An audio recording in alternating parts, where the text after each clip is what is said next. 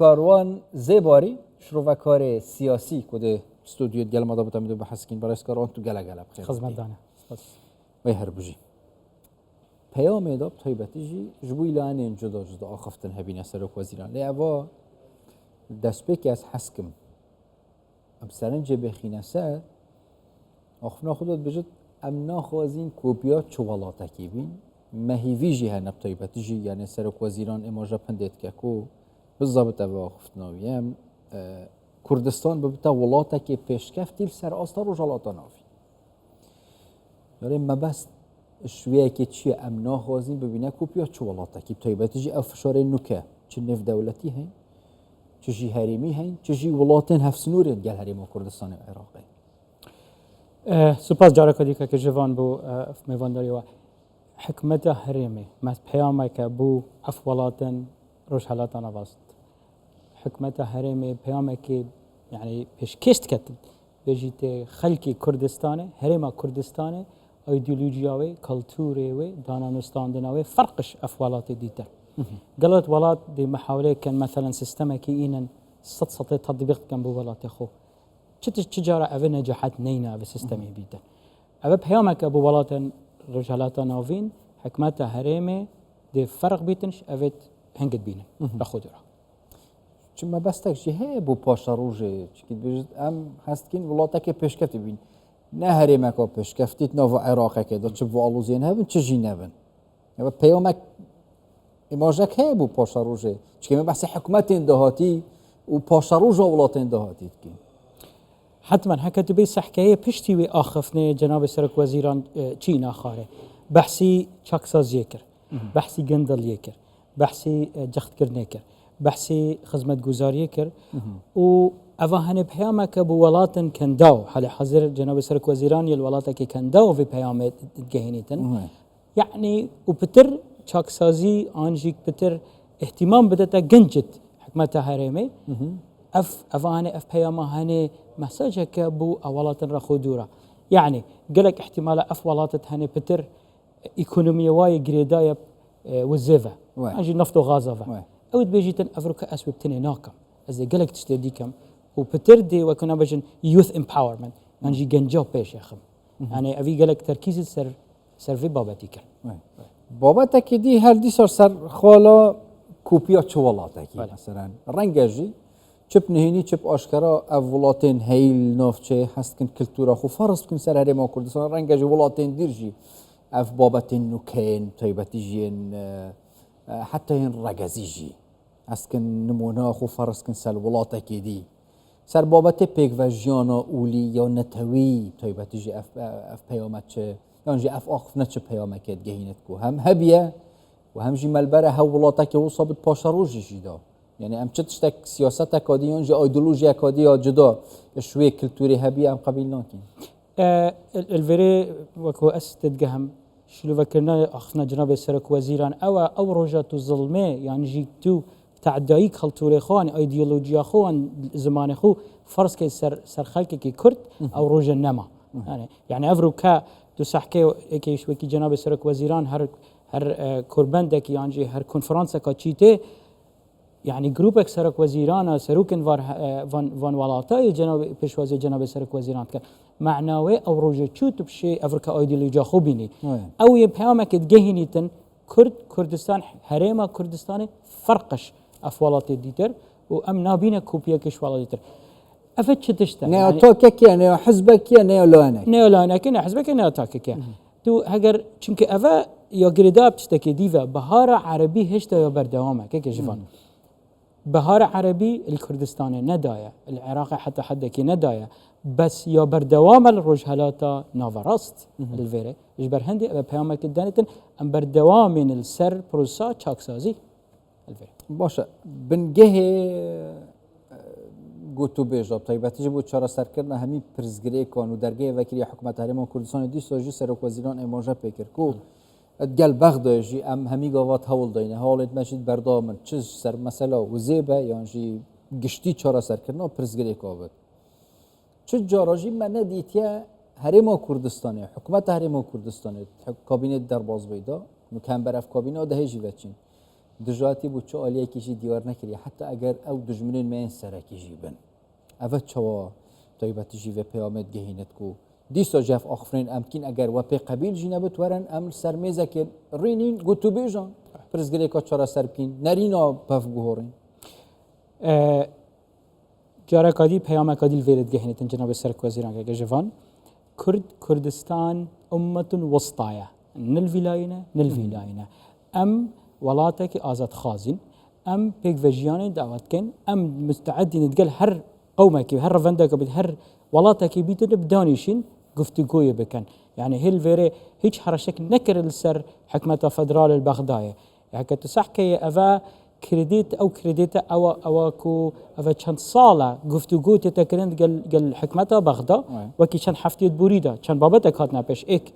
گورانکاریا بوجي كو وبكتن حكمة هرمي نفتخو جاركادي بفريكة سر اويدي اف بريارة هاتي دان الحكمة المحكمة فدرال كو اف شركة نفط هاتينا هرمي همو شرعينا ودرستن چه مشكلة دانينا اف بريارة يا الباريس هاتي دان كو بوريا حكمة هرما قلت قال تركيا اوش هاتا زفران يعني اذا كان بابا كان همي يعني اذا بيجي هيزون نرم حكومه كارتينش بو يشرا سكر نوبرز غريب اكيد امشين مثلا كرنا جاي بيجد موني هرم نشد دجاتي يبكت بس اگر ام بيجين هف بيمونيا بيك بينت قال بلاطين دير شد دجاتي يبكت يونجي نشد يعني بروستي اگر ام بيجين جناب سروكي مسعود برزاني قال جرى يقولي تجارة كس نشتن إرادة كردي بشكنيتن كجفان يعني أفاهني بردوام يا بردوامة هكا روجهات بيويستي تشكيبو بيويستي برجريا خو كرنا ما في كردي بيتن هميت حاضرين يعني يا كري ودي كدرش يعني بس بردوام مسجة بيشي وي يا إنا بيش گفتگو بيشي تشك بيشي برجري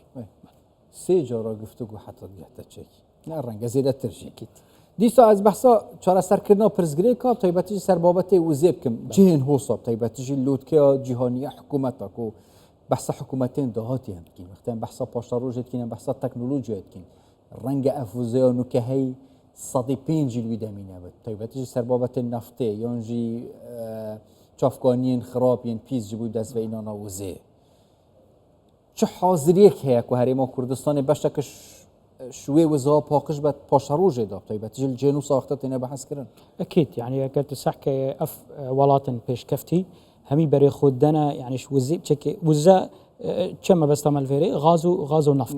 النفط حتما يا بيسا يعني قلت صحكي جوي هفلير روجانا ولا بس هفلير يعني هريمي خري صحكي يا بيسا اف ولات ثاني همي بري خدنا تشتكي ديتر جناب سرك وزير امانش بيدا قوتي ديجيتايزيشن يعني افاهني خاصة الافروكا روجا artificial intelligence يعني هكا صحكي تقريبا اف سيستمت جورانكاريت مازن دينا كرين الايكونومية الدنيا يعني وكنا بجمع ذلك جوهر بالعكس الزفران او ايك او يا دي تشتكي دي هات الريدان خلال كان روجي شويدا يعني في الشارع برزيات تكرن السر ايران تشتكتن الفيري غازي بردا ومقاربة دتا عراق يعني فاش سياستك ترامب احتمال سروك امريكا جوهر بو عراقي بشت عراقي هريما كردستاني قال لك غازه هاي تبوتشي انه يدري بكيا كهرباء بخوب كاربين يعني عجيب بفوش بو عراق هم بو هريما كردستاني بو نفطه يجي حتما يعني كردستان شت باش داريه كاكتيف هبت في بابتي ده بشك يعني حكمتها هريمي قال لك يا في بابتي بيش تخيتنا او دو هريمي قال لك غازه هاي عراق يجي قال غازه هاي بس هندك اكثرت هن وناكن عراق استفاده بخش في غازي بكتا كهرب چند شويه قديم كرد غاز باقشتره طبعا غاز قال باقشترش ايش نفطي سولار بانل يعني طاقه شمسيه قال لك باقشترش غاز يجي يعني اذا بابتك دي باش هتا بيش خلال مانجو صالد بيدا بو بابت طيبتي حكومه داتي بحثا گنجان و هزوشيانن گنجا ذکر پشتوانی که باش بیاد کابینه در باز بویدا اول چه پیامک بو گنجات حکومت داتی دا تا تشین دامو دزگهین جدا دا چل کرتا گشتی حکومت چیزی کرتا طیبت دا چا هم گنج تشین خوب بین نپیج هم حکومت چا چه تاریکاری گنجاب که هزوشیانن وانم طیبتش بو پیش خستن حکومت داتی بینم کاری بيجمان كي جوان هر باشروجا هر ولاتكي جنجة يعني اگر تبي صحكي عراقي نفوس عراق أنا نفسر جميري هاتي كرن بوتا انتخاري بجيتتا احتمال الششت الصادي بترش نفوس عراق دانشتي عراقش 25 ساله كمترا معناوي افي جنجي صباحي بروجكت فيتن بروجكت يعني اجتماعي فيتن اف جنجي هني خربتها بكارينان وجنجي افريكا فرقش جنجي بري 6 ساله جنجي افريكا خرجي جريدايا بروسكا ديجيتاليفا وكي جناب سرك وزير ماش بيداي ديجيتايزيشن يعني بابت التكنولوجي دي قالك هتا جريدان في باشاروجا ايكونومي باشاروجا هر گنجی شارازاتر هر گنجی شارازاتر حتما هر گریدای دیجیتالی و پاشاروجه و گنجان و تایبتی جب چاکسازین سرک وزیران ماجا پیکرین جبوین هیلانا گندالیه چاکسازین باش هاتی نکرن هیچ تاجی پنگاون باش الپیشین اب تایبتی جیل سر بابت بو نمونه یک نمونه بتنیم بیشین پروژه هجمارا من رنگ بشک زیده به جبوین هشتنا گندالیه دامو دزگهان دا پاشاروجه دا چه هیفیه کنه اب تایبتی جی پنگاون حسانی باش بین آوتن يدي بتشي وازاكي اما بحصا غنداليه جينايه تكرن هو صبيتا بن بيك يعني بن بركرن كيك جوان قالك جرى بروجي دهيتا دانان يعني بروجي استراتيجيه كان صاله دو واردي ونابيني صالك ودو سي وشارة دا 8 سال 10 سال دي بيتشنشنيكا واردي ودهيتا وجوده يعني بروجي هجمارا من اوا چند ساله يبردوام افروكا امي فايده ويد بينن بروجي روناكي يبشتي 4 ساعتي كهرباء بو هرم خري اف بروجي بردوام سالك دو ديدنا افي واردي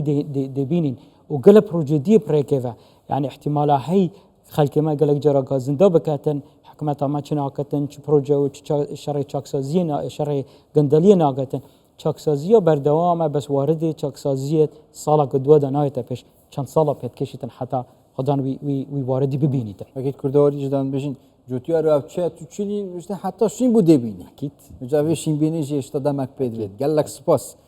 برای کاروان زباری شروع و کاری سیاسی هند گل مدام سپاس بود.